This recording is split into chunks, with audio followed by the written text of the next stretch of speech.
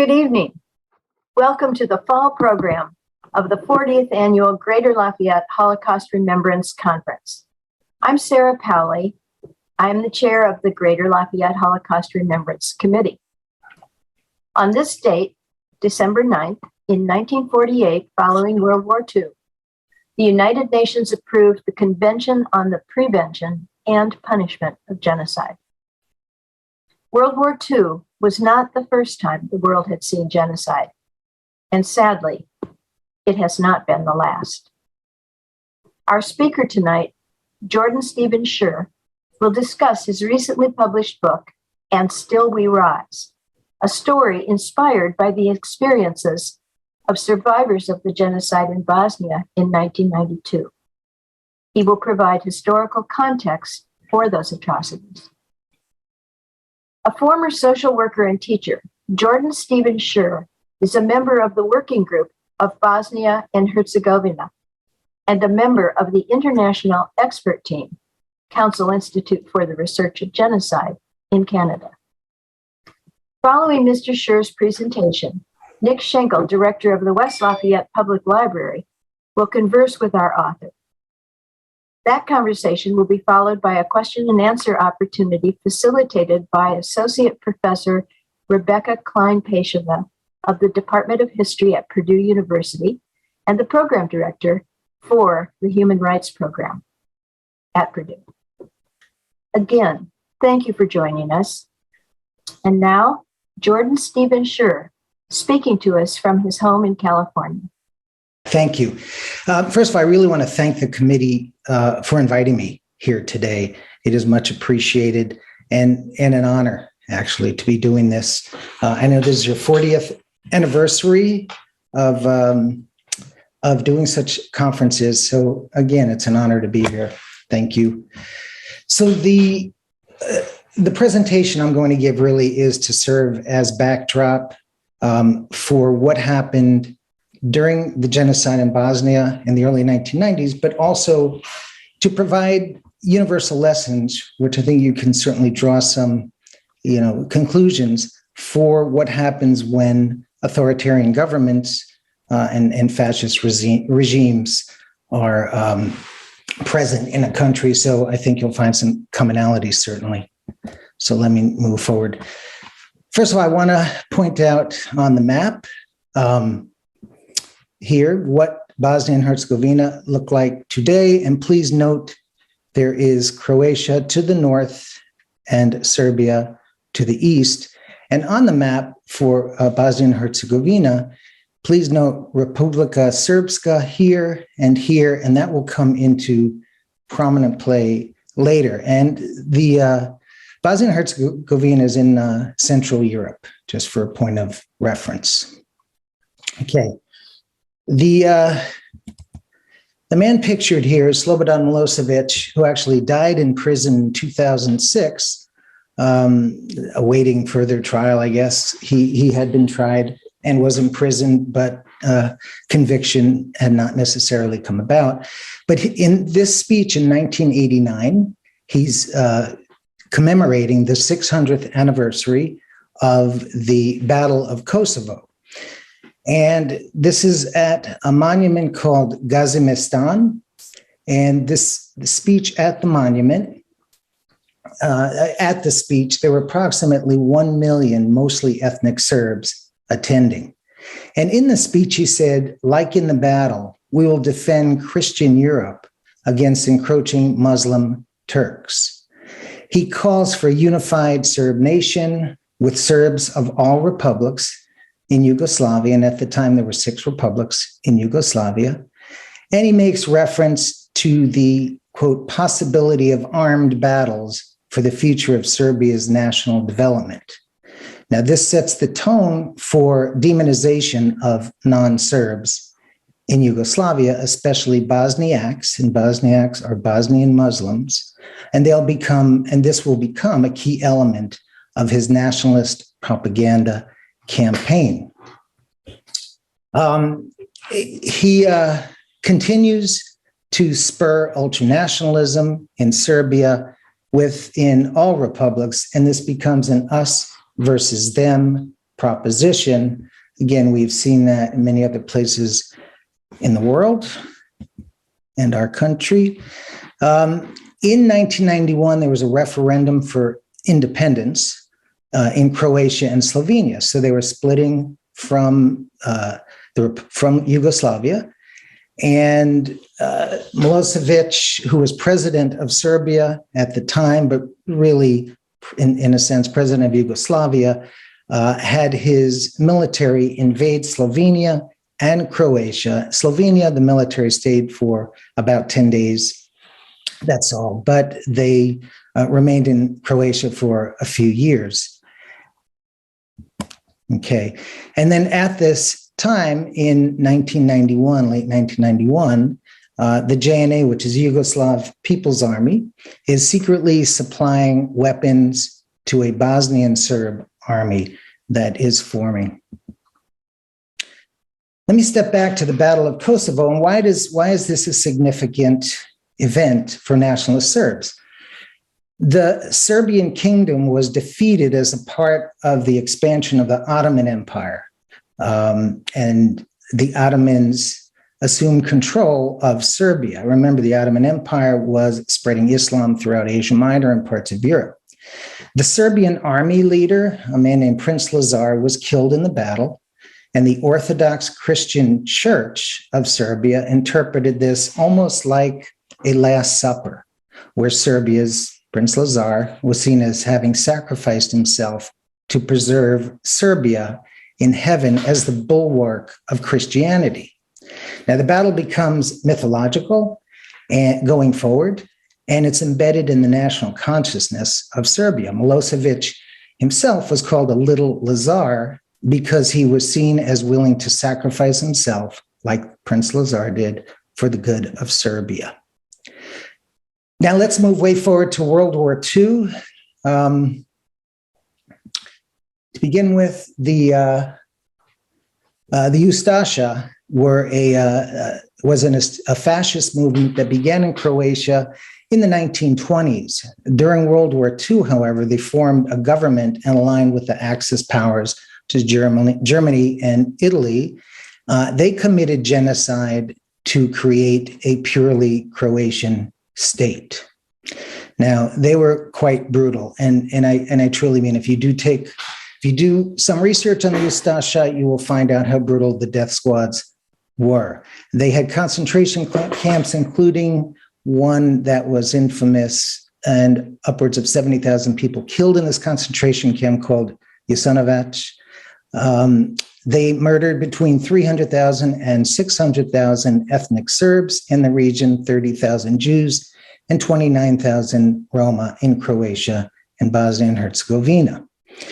The Serbs had, through their royalist Yugoslavian army, created what were called the Chetniks.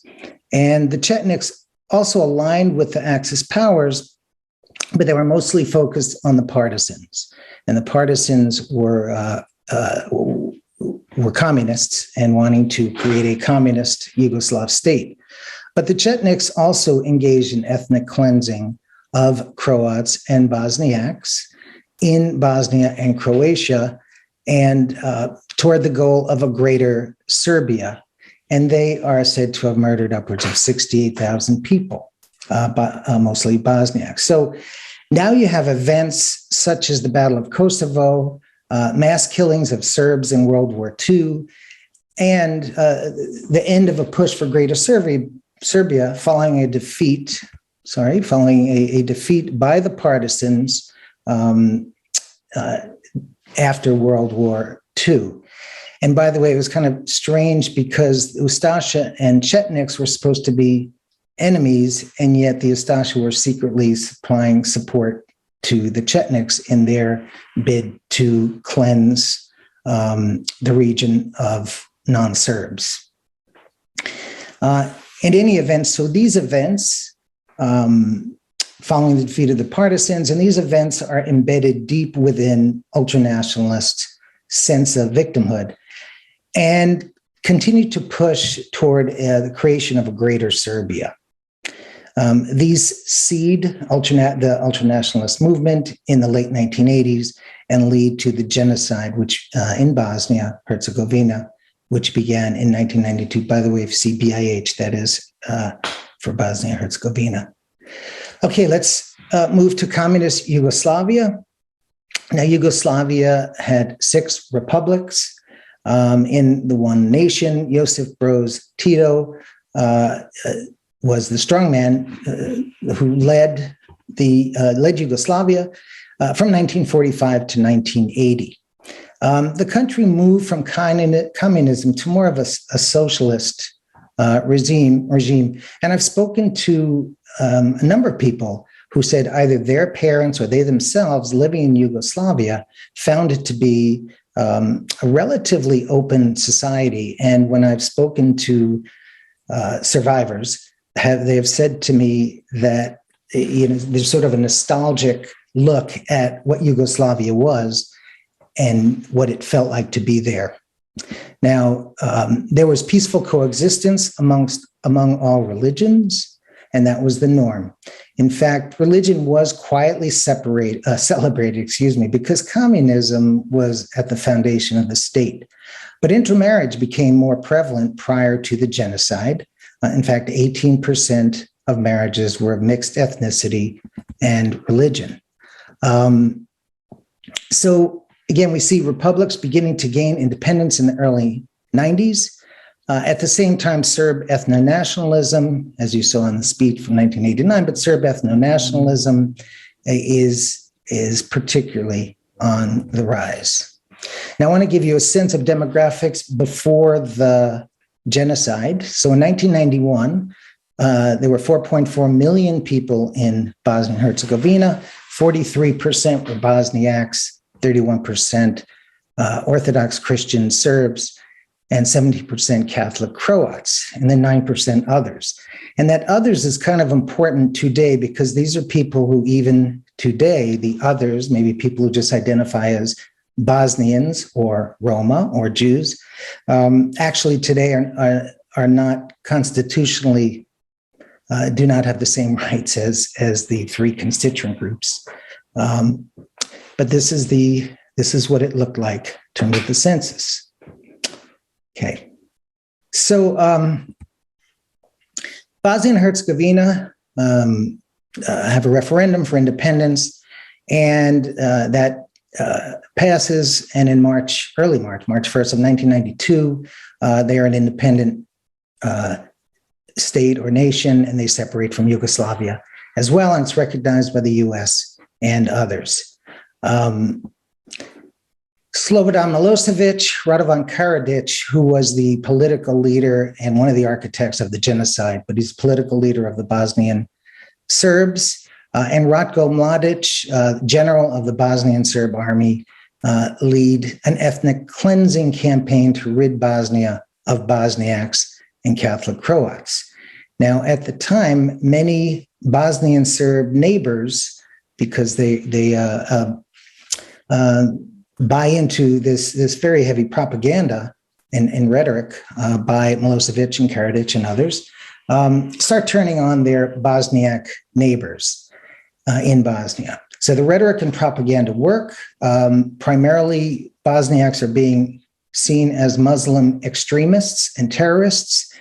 And Milosevic and Karadzic knew how to play this because, and I'll give you just quick little anecdote. When I taught middle school and I taught 7th grade social studies, and we did a unit on Islam. And the very first question I'd ask my students is, what do you think of when you think of the word Muslim? And you can bet that 99% said terrorists.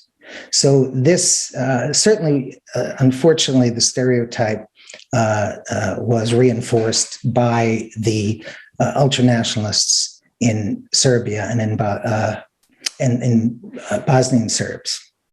Okay, so many of these same neighbors end up enjoying police reservists, or they become guards in concentration camps, or they're simply bystanders, or they turn in their neighbors to the authorities. So it was quite something. And the people that I've spoken with who survived this were rather shocked because, again, in the 80s, there was quite a peaceful coexistence, and they really never saw their neighbors turning on them the way they did.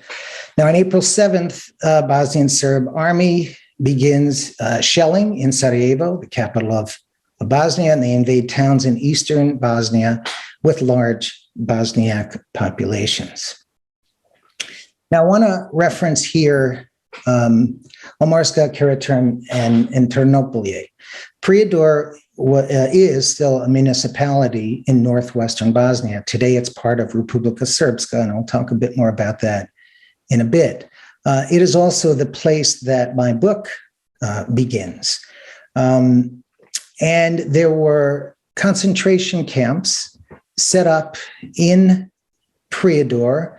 They began mostly in late May of 1992.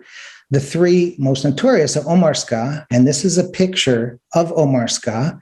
It was actually a functioning iron ore mining company, and that's the building. That large building was called the hangar. And in the hangar were various offices and storage spaces that the prisoners were kept. I'll get to the other building in just a minute and describe that. But Omorska was a brutal concentration camp of torture and murder, certainly. It is currently owned by the largest steelmaker in the world, ArcelorMittal, based in London. And they're not very cooperative in terms of commemoration. I personally can't imagine working at a place that had such horrific events go on there. Karaturm is on the outskirts of the city of Prijedor, which is in the municipality of Prijedor. And Karaturm was a ceramics company, actually. But it was turned into quite a brutal concentration camp. And then Ternopilje is actually the name of a little town, a little village, but it also describes the primary school that was turned into concentration camp. Okay, and as we all unfortunately know, concentration camps include imprisonment, torture, murder, rape, and mass graves. People who were killed in these concentration camps were put into mass graves, and that was to conceal the crimes of the perpetrators. Okay, so atrocities are rampant. The war, the genocidal campaign had begun in April. It spread in mid to late May, early May to late May in Prijedor region. There was widespread burning of villages and cities, murder, rape, looting, torture, and displacement now throughout Bosnia. I put this picture because Kozovac is actually the second largest city in Prijedor. Again, the municipality, like a county in this country, but Prijedor also was the name of the largest city, which had about 50,000 people. Kozovac had roughly 27,000 people. And again, if you read my book, you will see how Kozovac really is the citizens of Kozovac are slaughtered, essentially, as in late May, as the invasion happens in their community, in their town. Now, the other thing I want you to note is that there were brutal militias. These were crime gangs that the government in Belgrade, Serbia, was supporting. There's not time, I suppose, to tell you some of the things that I know about what these gangs did, but it was quite vicious. It was quite vicious. So they were part of this whole military incursion. There were concentration camps set up throughout Bosnia and Herzegovina, not certainly just in Prijedor, but throughout. And then there was a resistance that formed. In fact, I interviewed a man who helped to start the resistance in Sarajevo, and they were getting guns through the black market and other places, because at the time that Bosnia became an independent country, it had no army. So after a few months, the resistance turned into and became a more organized and formal army, and the actual war between Bosnia and Serbia ensued. Now, I just want to show you a system of the concentration camps. Please note up here, this is Prijedor, but there were over 200 camps, and those are just the ones that were identified. there were others, and I interviewed a man once who was a military policeman, and he and colleagues were captured, and they were brought to a small town, and they were put in houses. Now that is not, and they were concentration camps. They were brutalized in these houses. But that is certainly, you will not see that on this map. So there were more than the 200, I will bet. Now, some of you have heard about the Srebrenica genocide. In 1992, 70,000 Bosniaks in the municipality of Srebrenica fled towards the city of Srebrenica. And these were, primarily Bosniak villagers, and they were small villages. And remember, the military would go into these villages, and actually in Srebrenica, there were over 300 villages that were attacked by the Bosnian Serb military. And folks, these people fled towards Srebrenica city.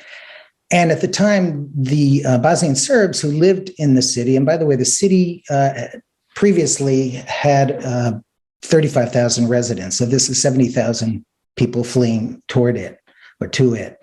Bosnian Serbs had left, knowing that the Bosnian Serb military is attacking. The Bosniaks who had fled end up moving into abandoned buildings, also buildings at this point now that are being shelled. There were 15, 20, 25 people in one 3-bedroom apartment, for example, or a small house. And then the supplies are cut off. There's shelling going on. There are people being killed, buildings being bombed, until a supposed safe area, UN safe area, emerges beginning March of 1993. And there was a Canadian contingent of peacekeepers, roughly 500, and they were in place to at least stall the Bosnian Serb army from attacking further. And that happened, but there was a food scarcity. Supplies were cut off because the Bosnian Serb army was still in the surrounding hills. Electricity was not very readily available, neither was water.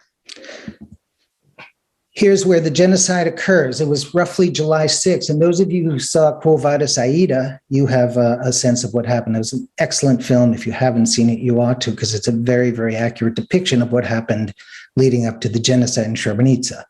So on July 6th or so, Mladic, the general of the Bosnian army, he comes into Potocari, which is the city that the UN headquarters was for. At that point now, it was Dutch peacekeepers. They had taken over from the Canadians. And there's sort of a false negotiations. And Mladic knew what he wanted to do. And what he wanted to do was, as he put it, revenge against the Turks. And he really had the intention of slaughtering particularly men and boys in Srebrenica. So the peacekeepers, Dutch peacekeepers, were unable to do anything to stop him. Some say they were unwilling. But again, if you see the movie, I think you'll get a very good sense of what actually happened. So women and children certainly were killed, but the targets were men and boys. Many fled into the woods knowing that they were being targeted, but the Bosnian Serb military army chased them down, killed many in the forest, in the woods, brought others back, and put them in the municipality, in schools, in factories, on soccer fields, and summarily executed them.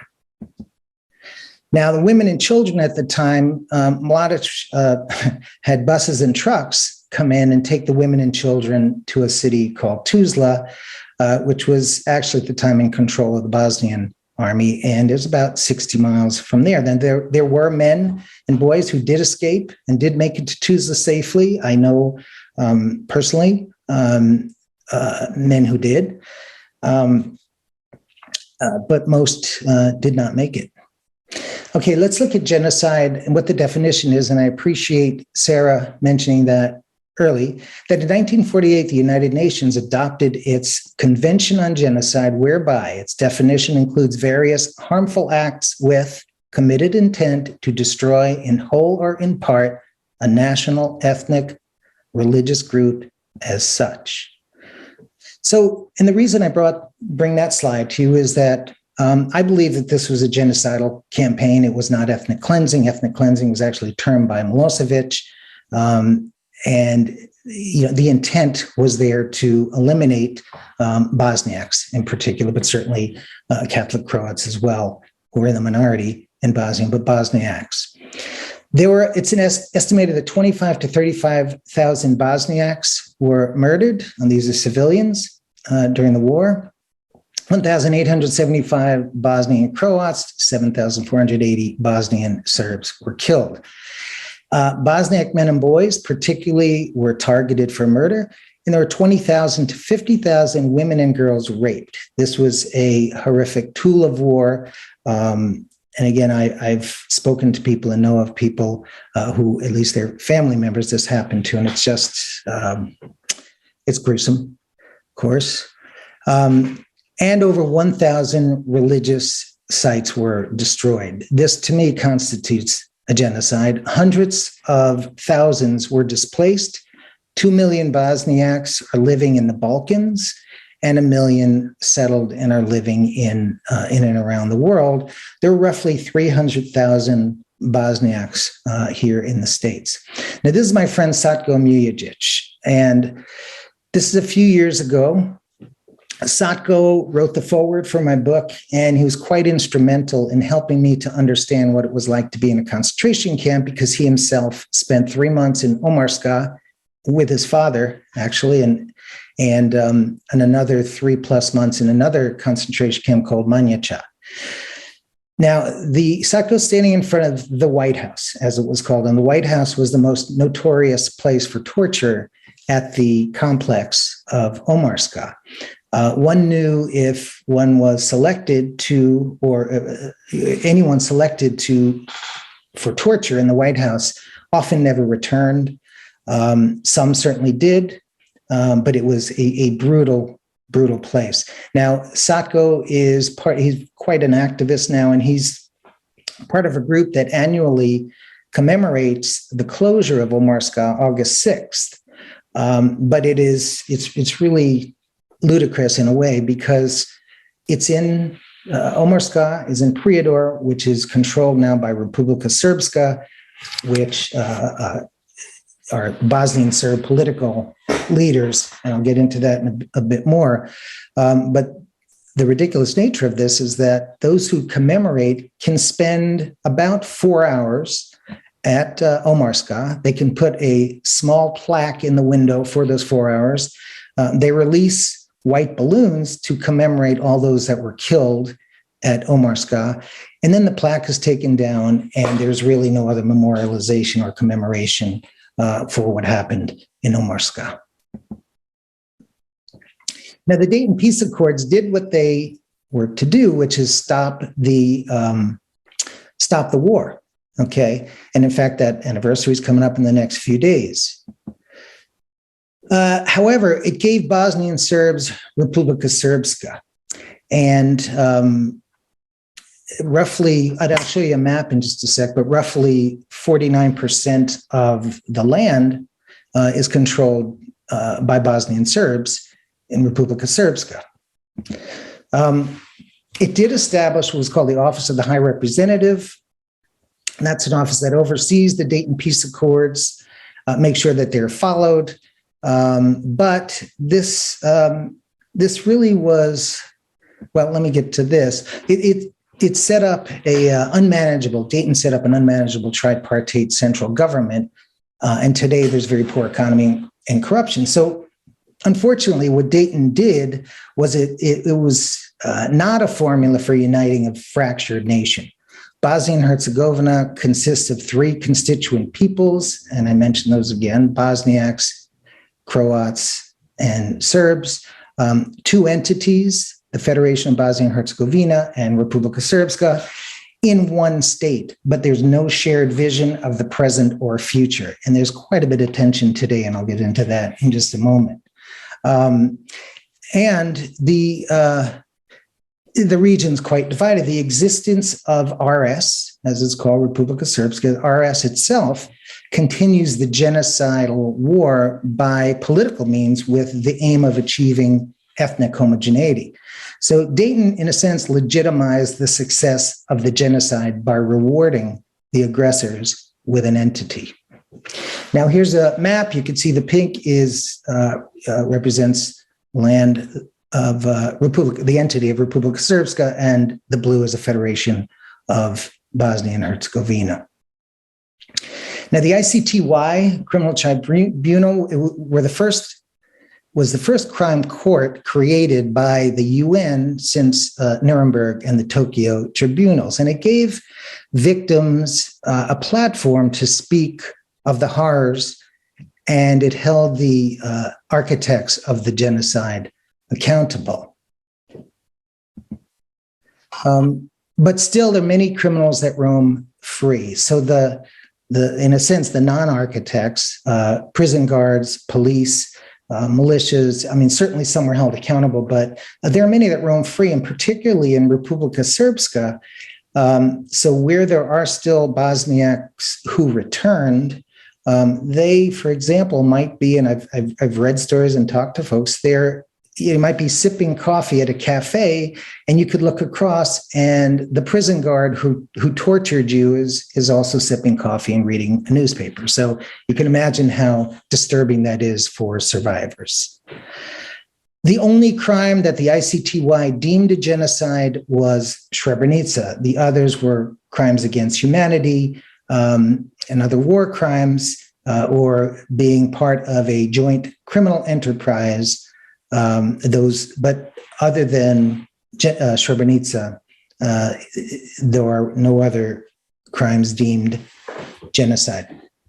Now, one of the major problem, really, well, there are many major problems. A major problem today for any sort of peace is the genocide denial, the historical revisionism and glorification of war heroes by many in Serbia and the government in Serbia and the Republika Srpska government there. So it's this denial is heavily embedded in RS and Serbia, and perversely, they view that theirs was a war of liberation, and it's reflected in RS memorializations. So Mladic, remember the general of the Bosnian Serb army, is being glorified on billboards, murals, graffiti in Republika Srpska and Serbia. So you can see here in this picture, and this is just a few weeks ago, at a Muslim cemetery, somebody etched in it's graffiti, but a picture of Mladic. And so this is on, in a sacred cemetery. So you can imagine then how psychologically intimidating this is for survivors, particularly people living in Republika Srpska. It is certainly representative of discrimination against Bosniaks who returned to their homes in what is now Republika Srpska, and it perpetuates the trauma caused by the atrocities. Okay, so there's competing ethnocentric education systems. There are history books in RS that speak of the glories of their heroes. There's a recent law against denial. The Office of the High Representative criminalized, and that's his role, but criminalized before he left office, genocide, denial, and glorification and hate speech, but it's not being pursued vigorously. In fact, Milorad Dodik, who is essentially a political leader, and he's in the presidency in Sarajevo as part of the tripartite, he's quite heated up his inflammatory rhetoric, and he's flaunting and trying to challenge the new law. And so far, nothing has happened to him. Now, it's critical to have memorialization at former concentration camps and villages and cities, similar to the Srebrenica Memorial Center, which is kind of like a Holocaust museum in Srebrenica. But in RS, there are none of those. There are statues and there are murals that glorify their heroes. Now, hard road to navigate. I just wanted to, many of you know the definition of trauma. It is up here. I also want to mention about re-traumatization, which, again, for example, in the Muslim cemetery, when one sees this, it's going to re-traumatize the survivors. And there are many things that still act to re-traumatize survivors. I will tell you, though, that I have met many survivors who are quite resilient and have established wonderful lives, both in Bosnia and in the diaspora. But the trauma really never leaves them. And I want to just kind of finish this with a quote from Dr. David Pettigrew, who's a pretty amazing man. And he said, the survivors of the genocide have kept their hearts open to the hope that the truth will lead to justice.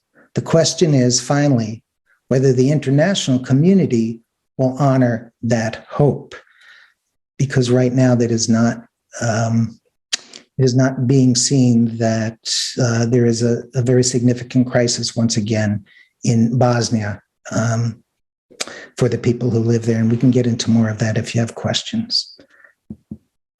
So lastly, I'm doing my part to give voice to truth, and I am doing that through the book that recently was published and still we rise. And I know that we will be getting into discussion about that in just a minute. So I want to thank you very much for your patience and for listening. Thank you for joining us tonight, Jordan. It was a pleasure to talk with you earlier this week, so that we have some understanding of each other. A quick introduction of myself. My name is Nick Shankle. I'm the director here at the West Lafayette Public Library. I'm a longtime book reviewer for our local NPR radio station. So I found this book particularly moving, and I'm very glad to be engaging in some conversation with you about it tonight.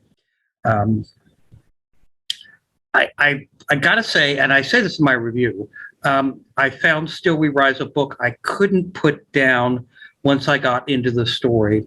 There were many times I wanted to put it down because what is described in here, in the first half especially, is oftentimes quite horrific. But the characters really pulled me in, and I wanted to know what happened to these people. I wanted to know how they could survive and how they would survive. And I don't want to give away the rest of our conversation here, but just to thank you as a reader for a really powerful presentation. Which brings me to my first question that I thought we'd converse about a bit. Why a novel? You just presented a really in-depth presentation of the Bosnian genocide in the 90s, and you chose to write the book as a novel, which, as I said, I really enjoyed. Is there a particular reason you went with fiction? That is a very good question. I can consider it historical fiction, and when I promote it, I say it is a truth-based fiction. Mm-hmm. To be honest and frank, I had written prior to that an as-told to memoir for somebody who had survived the genocide, and that person, and understandably at the end, their family was uncomfortable with having it published, and I absolutely understand that.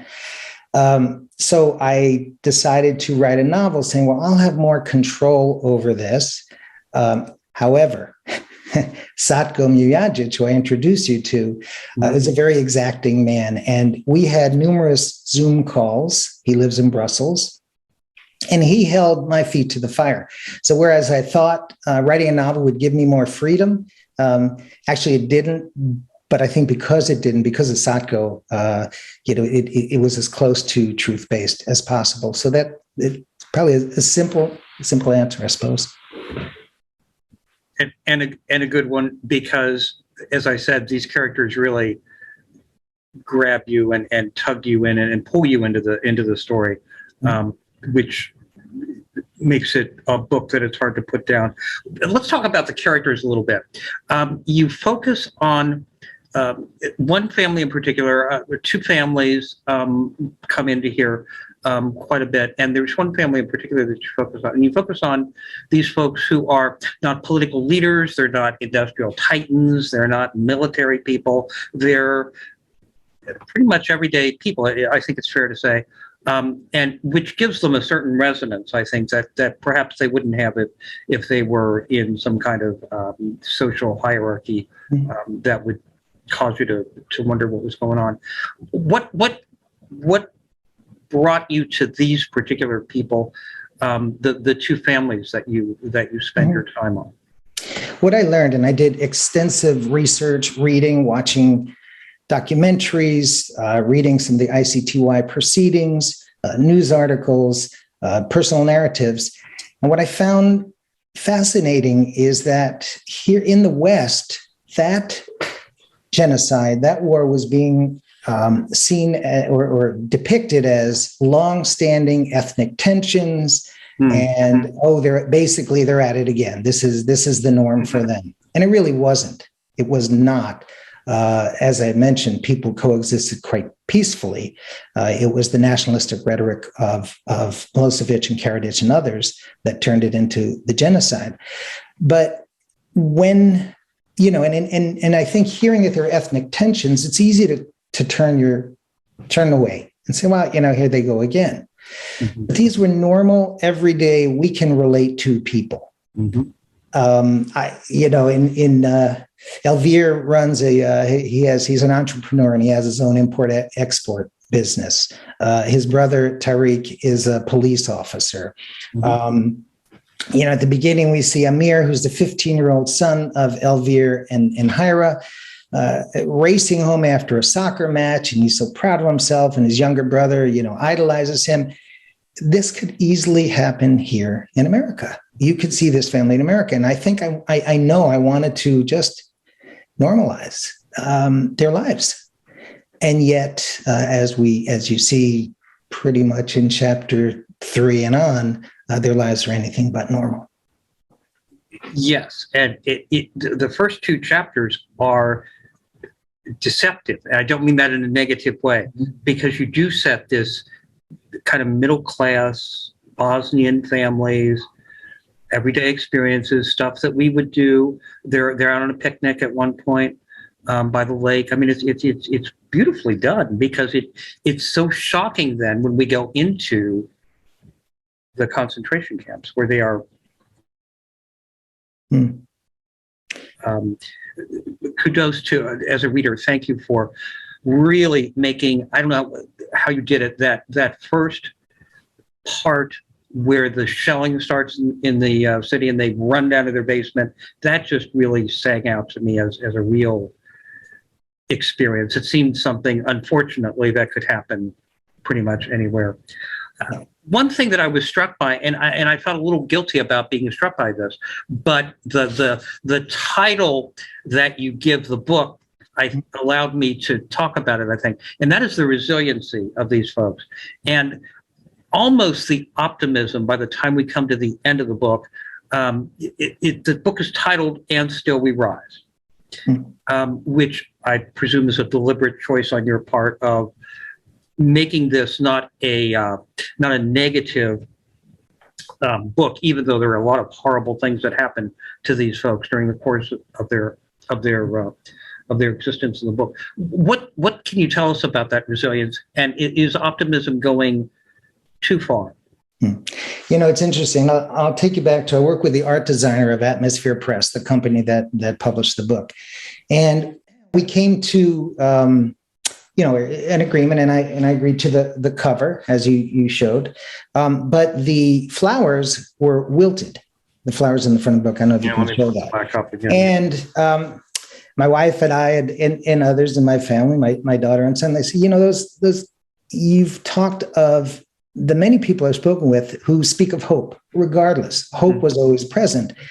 And so the "And Still We Rise," really, I reflect on the hope that they had, even through the misery that they would eventually, and at times, certainly they didn't always have hope. And there was certainly feelings of despair, many feelings of despair during this. But, particularly as they are exiting those who exit the concentration camps, they begin to feel and are seeking some sense of balance, and find their ways as refugees through realizing, for the most part, some of that hope that they had.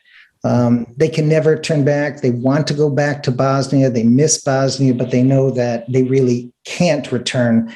So in their quest for some sense of balance and healing, that hope, the flame of hope seems to still be there for these characters. And it's not unlike many of the people I've spoken with, and not unlike what Satko relayed to me about his own experiences. So I did want to make sure that it was not all despair and tragedy, because for many survivors, it is not. Now, they carry the trauma for their lives, and it affects people in different ways. But again, I can't tell you how remarkable many of the people I have met are, despite that experience. So I wanted to make sure that came through the characters in the book. I think it certainly does. And I want to talk about the characters a little bit more. But first, you mentioned the last part of the book sees our characters moving out of Bosnia and going to Germany, and then going to America.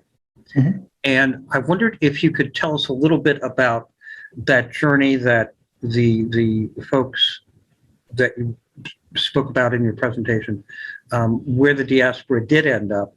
And then if you could tell us a little bit about that immigrant experience, because that part of the book spoke to me too. I'm second generation, but my grandparents were immigrants from the old country, as they said. And so I have a little idea, and I'm sure many of our viewers, listeners have that as well in the background. America has so many immigrant families in it.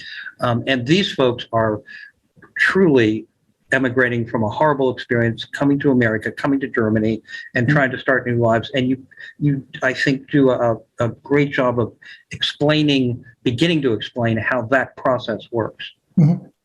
Well, first of all, they actually first went to Croatia, which was a safe haven for a time, and that's where they went. And by the way, in Croatia and in Germany and the U.S., for each character, to me, they're sort of representational of what people, I suppose, any refugees might feel, but particularly those who are escaping such brutality and such atrocities. So I focus on individual characters and the experience that they're going through at particular moments in their lives, from Croatia through Germany to Utica, New York, to the U.S. But I think you're right. There's sort of a universality there. And I'm sorry, can you repeat just the last part of your question? Sure. What that immigrant experience was for these folks, because they're coming into the country at a different time and a different place than many of us, our ancestors, may have. Thank you. And I also see, I have my grandparents escaped the pogroms. They were persecuted as Jews. And, certainly I have a sense of that. And I know, although my parents didn't speak a lot about it, I know that we lost family members in the Holocaust. And I think that drew me and continues to draw me to Bosnia and what's gone on there, and current day denial of the genocide and sort of what's going on presently. But in terms of the immigrant experience, I certainly have a sense of that from my own family. Also, in terms of the journey that they took, the reason that some of the characters, the family that I follow, or actually the two families I follow throughout the book, moved from Germany is because in the mid-90s, the German government was getting a bit queasy about having Bosnian refugees, and there were some laws, I guess, imposed in Berlin and other places in Germany that were, in a sense, requiring Bosnians to either go back to Bosnia, to a third country. And so in the book, people are feeling uncomfortable now. And so typical of I suppose, of refugees and immigrants, not always, certainly somebody has to pave the way, but the families go to Utica, New York, and I happen to know Utica fairly well. My wife's from there, and there's a large Bosnian community, and I know people there. They went because other relatives were there, and there's a comfort level. And in many instances with immigrants, that's what happens. So they finally settle in Utica, and that's a couple chapters later, but that's where the book ends. Yeah. Yeah. Can you talk with us a little bit about? I found it interesting that there is a real focus on the Bosnian Muslims in the book, and there's not a lot. There is some, as you pointed out to me, there's not a lot on the Serbs, and you don't spend a lot of time writing about the Serbs who were attempted to be supportive of the Bosnian of their Bosnian Muslim neighbors. Can you tell us a little bit about your knowledge and about how that came into the book for you? Sure. With Satko, and again, he was very instrumental in speaking to me about his experiences in Bosnia and in the concentration camps. At first, when I read about and learned about what happened in Prijedor in particular, but certainly in Bosnia, I was angry. I felt anger. And Satko, who looked at my manuscript and really helped me kind of work through some of that stuff, he said, you're demonizing the Serbs, and you can't do that. He said there really were some Serbs who did help and tried to help. So there are, I think, at least 3 sort of almost vignettes of where Serb neighbors are risking their lives really for helping out Bosniaks. But the story really, is about what happened to Bosniaks because of their ethnicity and their religion. One other thing, it also fascinated me, and I prefer to use the term Bosniak because, and even today, Rhetoric, who I mentioned in the presentation, is not a good man, and he's once again heating up the rhetoric to secede from Bosnia, and hate speech is coming from him again. But he'll use the term Muslims, and he won't say Bosniaks, and that is specifically designed, as I said about the 7th grade social studies class that I taught, specifically designed to evoke very negative stereotypes. But the book, I wanted to create some vignettes of stories where Bosnian Serbs did help, but that wasn't going to be the primary focus. And I think it clarifies the narrative too. It makes it focusing on these 2 families and their travails and their victories really clarifies the story, I think. So it is a definite plus for the way you wrote. You mentioned, and I think Sarah mentioned, your background, and I'm just curious how your background in social work and in teaching informed the novel, or whether it had any way of influencing what you wrote at all. Yeah, no, I truly believe it did. I wrote a book a few years ago. I self-published it called Our Neighbors, Their Voices, True Stories of Immigrant Exodus. And at the time, the immigration policy in this country called for quite a bit of restrictions, demonization of migrants and immigrants. And I interviewed 14 people who came to this country from different countries like Lebanon and Iran, Mexico, Guatemala. I interviewed my wife, who came from Italy to actually leave poverty and for economic opportunity. And then I, knowing my own background with grandparents escaping pogroms. So I for that book, I interviewed 2 women who were children at the time in Bosnia. And I knew that I knew there was a big Bosnian population in Utica growing, but I wasn't curious enough to know why they had come. So that certainly informed my spurred my interest. But also at the time, I had been a social worker for 22 years. I was a clinical social worker for a while. I worked with people who had experienced trauma and certainly knew about trauma and what it did to people and how people tried to heal. And also I was a teacher at the time in a community that was mostly Latinx. And these were sixth grade kids. They were really worried about ICE visiting their house and taking their parents away. So all of this and writing of the other book and meeting these two women who were children at the time of the war, of the genocide, certainly did inform me and inform my writing of the current book. And I think your background also really informs the book, and it also gives these characters some real resonance, because when they're going through these horrific times in the concentration camps, and then when they're going as immigrants as well, I think you offer insights that other folks might not be able to offer in terms of what they were feeling, and that makes these characters come alive for me as a reader. Right. They're not cardboard characters. Thank you. The other thing, just to, maybe this is a little more Americanized in a sense, but I know from the Bosniaks I've spoken with, emoting feelings, at least I think things have changed a bit, but seeking support, whether it's, groups or speaking openly about what one has gone through, seeking counseling, is not something that's commonplace. So, I say this it's not for me to give permission, but in a sense, in the book, because some of the characters do seek help, it's giving permission to anyone who's experienced trauma to say, you know what, I can't just do this on my own. I do need some help. It is blocking me from feeling better about my life. So I think there's no question that my social work background comes to play there.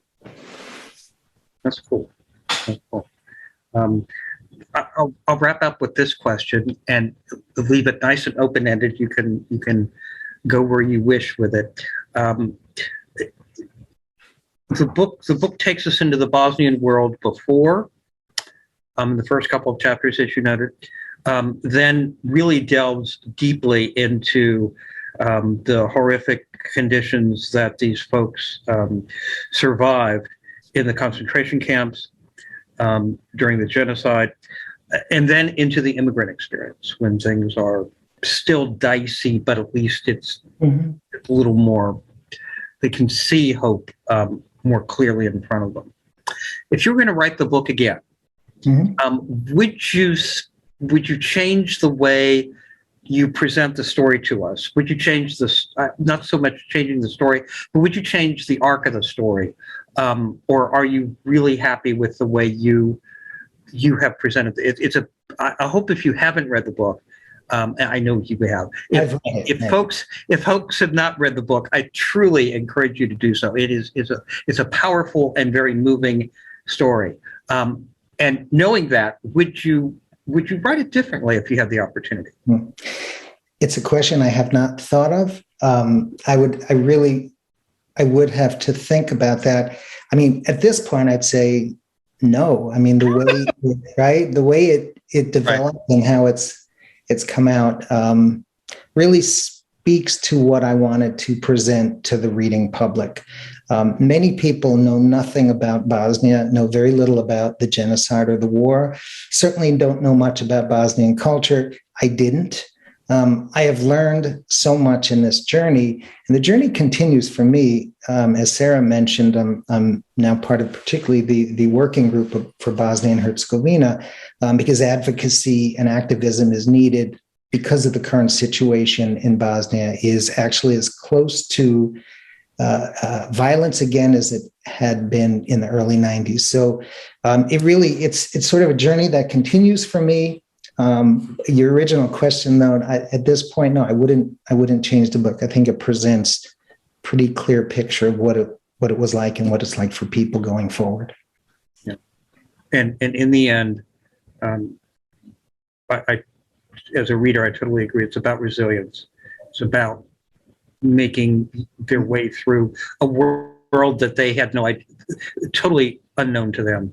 And unknown to us as readers, and yet it's quite a wonderful, powerful read. Thank you.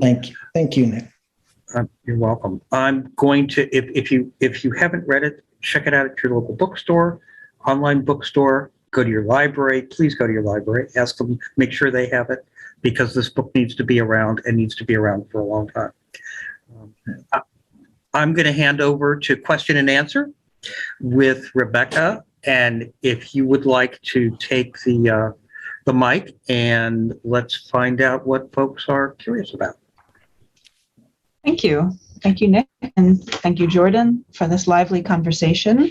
Good evening, everybody, and thank you all for joining us for this discussion with Jordan Stephen Sher, this fall's 40th annual Greater Lafayette Holocaust Remembrance event.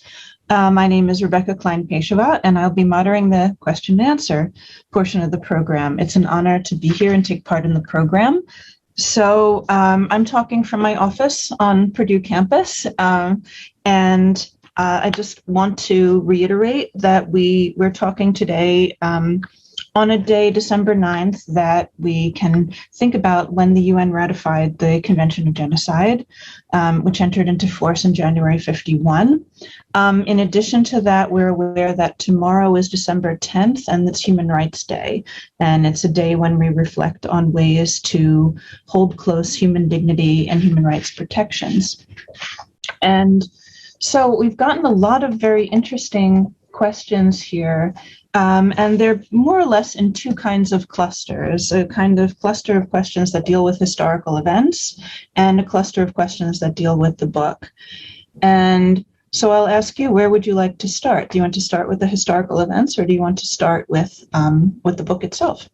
I honestly, either way. So whatever burning question you'd like to start with, I'm fine with. Okay. So I will ask with, I'll begin with the question about Satko Mujagic. Mm-hmm. And I'd like to ask a little bit more about the nature of your collaboration on the book. And if you have any examples of advice, if there's one or two pieces of advice that he gave you that you could share with us that you felt really brought this book to life. Yeah, thanks. So, in fact, Satko and I and David Pettigrew are going to be organizing a panel in January as well. So we've remained in contact. If you get the book and you read the foreword, and it's really a beautifully written foreword, because he says in the foreword what he said to me: if this book is not close to the truth, I will not only not endorse it, but I will not write a foreword as you're asking. Actually, I asked about the foreword later on, hoping that he would like what was coming about. He was very direct with me, which was very important. As I said to Nick, I was demonizing the Serbs. I also probably took a little too much liberty from what I had read in news reports, news articles, etc., to create characters that were not as authentic. And Satko helped me to create, in some sense, these authentic characters. He also he took the manuscript, and at least for certainly the first part of the manuscript, into the concentration camps. He would say to me, this is not quite accurate. It couldn't have happened this way. Your timeline is not right. And just share anecdotes with me. And it was quite instrumental in me again, making this book as authentic as possible. Yeah. And so I like that. And there's, in addition to that, there's a question from the audience about how the Bosniak community has received the book. And, how do you feel that reception has gone? Do you feel good about the reception? Do you feel satisfied that you've presented a book in an authentic manner for them? Mm-hmm. I do. And I mentioned to Nick, I think perhaps at some point, and I think it was, I can't remember who, maybe my daughter or somebody said, or my brother actually said, at the end of the book, it's a little Americanized. And I said, well, I'm American born. I think most of the readers will likely be American born readers, but maybe not. So there is some of that, certainly. But I don't totally know how it's going to be received. However, I connect with lots of people worldwide who I consider allies and friends around this issue related to Bosnia. And many times I hear from them very genuinely, thank you so much for doing what you're doing. And I'm pretty demure about it because it's not just me, and I'm playing a very small part. But the fact that it's recognized that I'm trying to make this a much better known, though horrific, event in human history, and that it continues to happen, I've gotten a lot of support from those allies, many of whom are Bosniak. Right, and we should remember that the book is very recently published. It just came out in October. November 1st, officially. November. So we're getting you about 4 weeks after the book is released, and maybe one of the first stops on your book tour, potentially. So it's something that we may not know as much about yet. We don't know about the reception as much yet. So along these lines, if we're still in this cluster of questions about the book, one of the questions is about your favorite character in the book. Is there someone who most resonates with you? That's interesting. It likely the brothers Amir and Danis, and their Elvir and Hira are parents, and this family is split up where Elvir and Amir, who is 15, are put into one concentration camp, Omarska, and Hira and children Halima and Dennis are put into Ternopolye. And as the characters evolved, I believe those are the two that I don't know, for whatever reason. It's not that I didn't feel, because I felt very connected as a father myself with Elvir. But I think from the children's perspective, what must it have been like for any children or any child to have gone through such trauma after leading these relatively, whatever normal, unquote, lives they led? And how did they come through after something like this? And they both did in their own ways. They had some challenges, particularly Dennis has challenges, but he's eventually on the road to figuring it out. So I think because they were children at the time, that I don't know, it really touched me in a way as these characters evolved. Yeah. I can see that, and I can really see the background as a social worker coming through into this, the sensitivity with which you approach the characters in this book. You're helping them move through this story. There's a question here from Jaden Mifsud about how did the people you used as historical reference points influence the personalities of the characters in your book? Let me try to understand the question a bit, if I can. Are we talking about people like Satko, or I'm not sure? So what I think here, if I may, if the person who asked this question may contribute in the Q&A, but what I think is going on here in the question is thinking about the as you evolved the characters in the novel, and you were drawing on real life experiences and real life characters to create those real life people to create those characters. What kind of influence? So how did you? I think it's this kind of question. How did you create those characters? How are these collective biographies? Is it Is it based on one person, or how did you manage that creation of the characters? Well, thank you. Yeah. So I've said I've spoken to many survivors of the genocide, including adult children who were either quite young at the time or were born here in the U.S. And in fact, I'm in the process, though it's on hold now, but I will never forget, because I'm going to continue with that project. But many people who experienced and survived the genocide informed me in writing the characters, writing about the characters, or giving some sense of humanity to the fleshing out the characters, really, because of all the folks that I spoke with who are not, it's not just somebody like Sacco, who's amazing and an activist, or David Pettigrew, who's an incredible man too. But these were, again, everyday people who survived in different circumstances.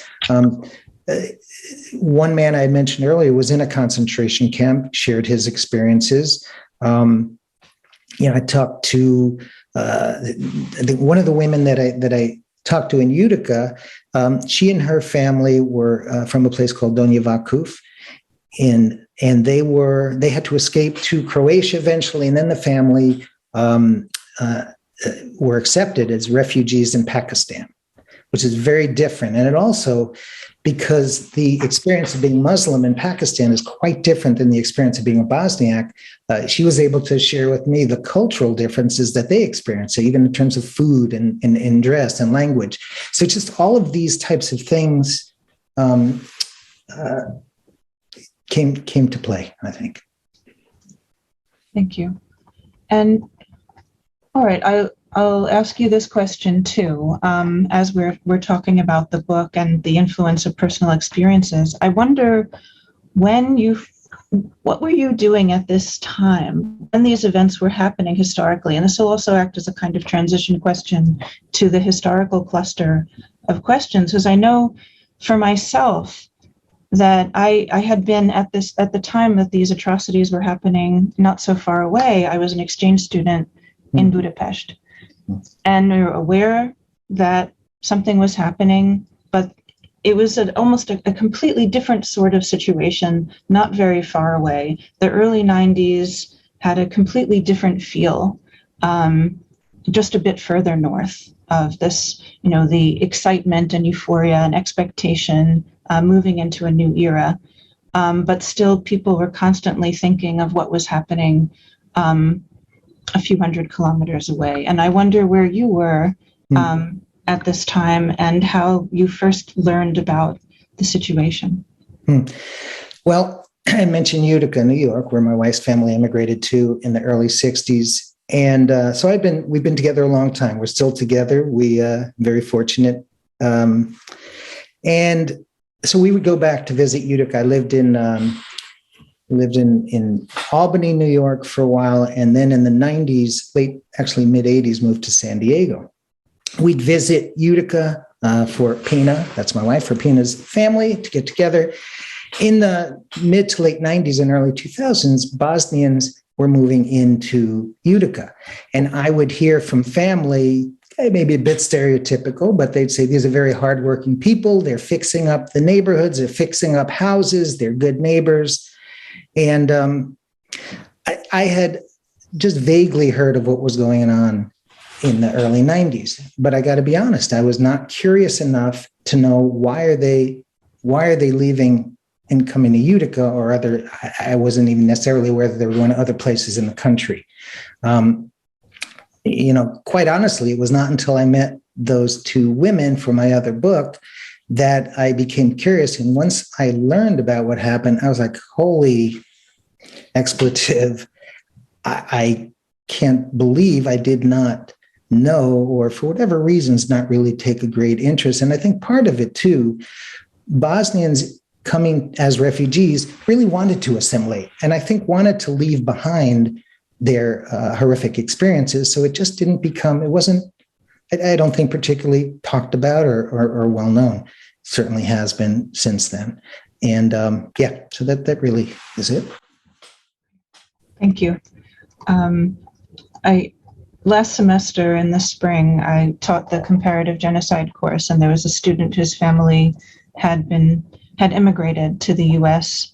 And she said that they pronounced Utica, Utica, in the Bosnian way. So okay. It's just That's I'll remember that. I will. So this now is a delicate question. It was one of the first questions that came in, and it's about the gendered experience of the war. And the question that first came in was, why did they spare women and children? And we know that there's the separation of men and boys or women and girls in this situation. And I wonder if you could speak to that question a bit. I'm sorry, the question is, why did they separate? Why did they spare the women and children from the gender difference of the experience? Throughout the entire war, you're saying? Yeah. Well, first of all, the men and boys were seen as potentially fighting against Bosnian Serbs and military, so they wanted to eliminate that potential. And certainly, for a good deal, particularly early on, they did. I mean, imprisoning people in concentration camps, certainly slaughtering particularly men and boys, but they didn't discriminate. If in the villages, when the Bosnian Serb army or the militias entered villages, if people were fleeing, they gunned down anyone who was fleeing. They imprisoned others. But I don't know I think in terms of the gendered experience, women and girls, as you saw, upwards of 50,000 women and girls were raped. They had raped the Bosnian Serb, particularly, the army and militias had rape camps. And, that experience, of course, is targeting in a sense, in an equally horrific way. So it was all used for humiliation and intimidation, and just maybe in terms of gender experience, done in different in different patterns in different ways. Thank you. So we'll move now to some questions about post-genocide accountability and recognition of the events in Bosnia and elsewhere. And the first one is a question from Sydney, asking, when Mladic was convicted of crimes against humanity, what was the response in Bosnia-Herzegovina? Certainly joy on the part of Bosniaks and those allied with Bosniaks. And again, I don't want to demonize, because there is, a fairly small but activist group in Belgrade in Serbia that recognizes the genocide and the atrocities.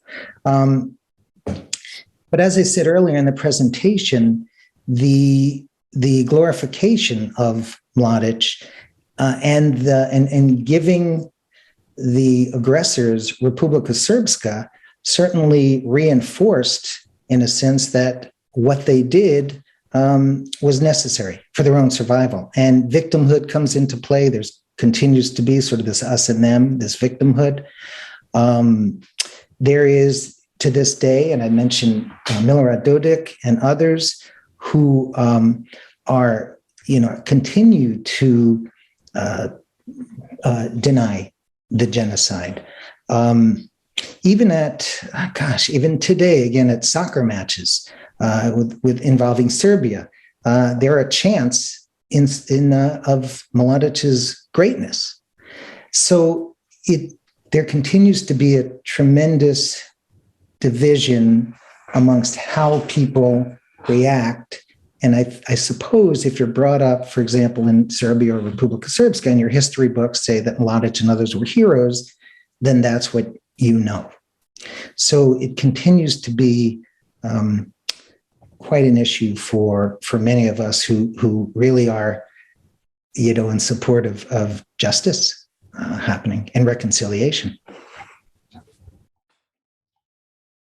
Thank you. And as a follow-up to that, there is a question from Gerald that deals with Western Europe.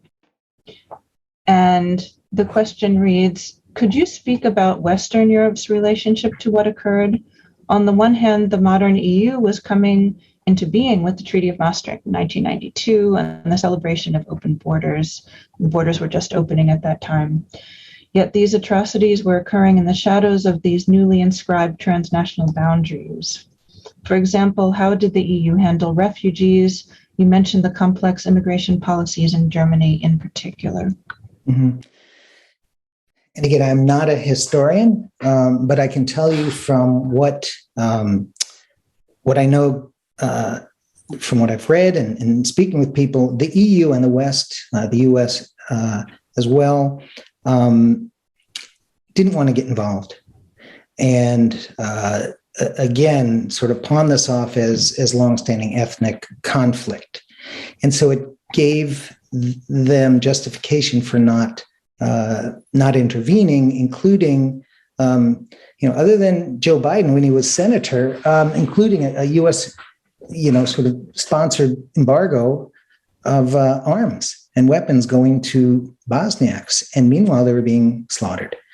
So it was not until 1995 under Bill Clinton that there were some airstrikes, and I think the Bosnian Serbs felt a bit threatened at that point. And subsequent to that was the Dayton Peace Accords. But no nations at that time, whether in Europe or the U.S., cared to get involved. Bosnia is a small country. Unfortunately, the humanitarian needs, they were seen sort of peripherally, but beyond that, there was not going to be any intervention. And the concern today is that the same thing is happening. Dodik is speaking of seceding from Bosnia. I don't know how he would, because it's an entity of leaving or creating his own military in Republika Srpska, leaving and establishing their own court system. All things that really should give us all pause for thought, and the U.S. and Western allies really need to be intervening more vigorously. And I'm not saying militarily, but there are many things that can be done. And even now, Russia, once again, is the bad actor, not wanting Bosnia to join NATO, and kind of as they're doing now on the border of Ukraine, they're involved. So it's almost a repeat in some sense of the lack of intervention, even political or economic intervention, that might have prevented the genocide. Yeah. Right. And this is what people are worried about right now. And yes. And this, I think you've answered a couple of questions that were here from the Q&A about the current situation, current political and social relationships between the Republika Srpska and Bosnia. But there's also a question here that deals with the political relationship between Republika Srpska and Serbia. Mm-hmm. And I wonder if you could speak to that a little bit. Yeah, so Serbia continues to be a supporter of Republika Srpska, and also, and when I say Serbia, I'm talking about the government, particularly president, and like I said, there are activists that are looking to counter that denial, but Serbia now, in a sense, is also emboldened by Russia's involvement. And then you mentioned Budapest before, where you had been. Hungary, Viktor Orban is quite in line with other authoritarians and fascists. So Serbia as well is leaning that way.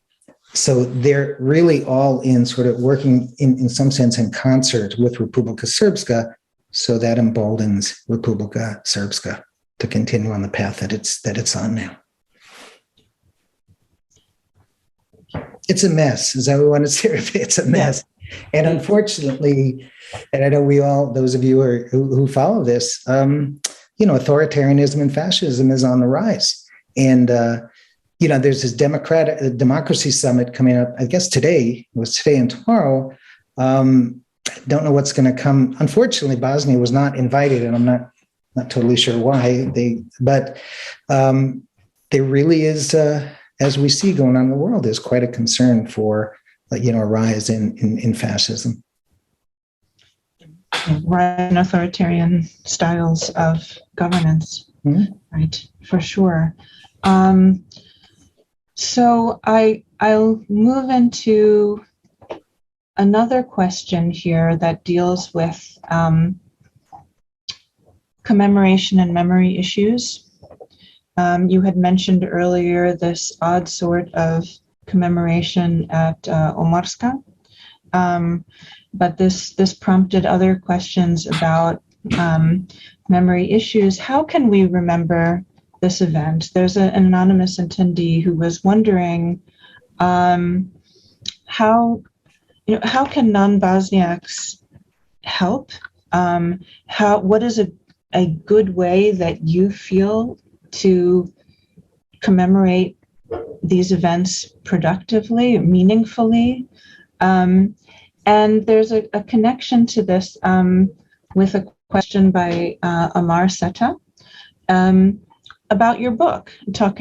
Is there a connection between your book and how you see the function of your book and commemoration acts? And how do you intend to spread the book and publicize it? So it's a couple of questions, and you can enter into the answer however you like. Okay, so yeah. I think for those who are not as familiar, and maybe by attending this conference have become more familiar, and like me of a couple of years ago, it's a matter of doing some reading, research. Certainly my book, but there are many other books out, and I did basically searched. And I remember one of the articles I read was from PBS.org, and I think the journalist was Mark Danner, and his reporting about what was going on in Omarska just shocked me. And so I think, and it's not that you want your audience to be shocked, but I think if you begin to understand, and maybe through this conference and in my book and other books, you understand what's going on, and you can speak to not only what happened. We also need to be vigilant, and that's why I think I originally titled this Universal Lessons in Rhetoric, Rage, and Resilience, that we need to be vigilant about what goes on around the world, including our country, that we should be concerned about.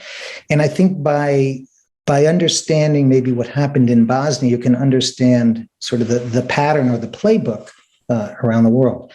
In terms of celebrating, I would just search for what kind of commemorations continue or are happening in Bosnia. Now, for example, for Prijedor, May 31st is called White Armband Day. And that's to commemorate, because in Prijedor, Bosniaks had to wear white armbands and had to put white sheets outside of their window to identify that they're Bosniaks. Sound familiar, right? Yellow stars. And so as commemoration on May 31st, we wear white armbands. The genocide in Srebrenica, July 11th, is a day that's last. In fact, we were in Utica last July, and I participated in a march with the Bosnian American Community Association there in commemoration of, in commemoration of the genocide. And there was something in Bosnia called the March for Peace, which is 3 days, goes from Tuzla back to Srebrenica. So I think it really is just a matter of one being interested in learning more and doing some research and doing reading.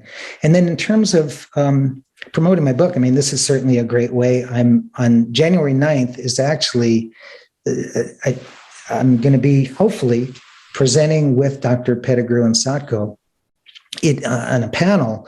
January 9th is when Republika Srpska celebrates its independence or statehood day. It is not a state, but it is really an awful day that they're recognizing. But we're going to have a panel then, in some sense, symbolically. But again, these things I also just learned about through my interest and my research. Thank you. And thank you for writing this book, because I do think this is a way to tell the story. And often what what people crave the most is acknowledgement of the story, and that there are people who recognize this and try to understand as best they can. Yeah, can I also say in the book, I did put, there is a Bosnian alphabet if you want to improve upon your Bosnian, but there's also a resource page with other books with some documentaries I'd seen and other things for people. So you don't have to necessarily search. If you get the book, in the back, there are other resources for the reader to explore. And I want to ask one more question. It's a little bit lighter, as a way of wrapping up and transitioning. It's a question about food. So I thought one of the elements that really brought out the authenticity of the book, and you get a feel for the place and time and environment, was through the description of their meals and what they're eating, their foodways. And so the question is, what's your favorite Bosnian food? And have you sampled all of these foods that are mentioned in the book?